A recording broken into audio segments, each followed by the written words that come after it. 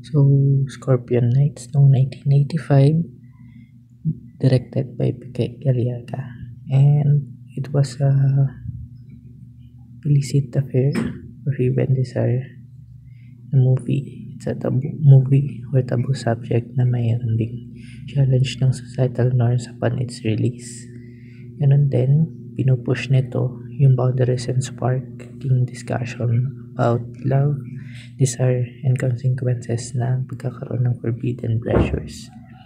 Ganun din, sa on-screen to yung illicit romance while also hina-highlight nito yung moral dilemmas dun sa mismong movie. And ganun din, binabash din ito dahil nga isa tong parang world movie. And I think I would rate it 7 out of 10.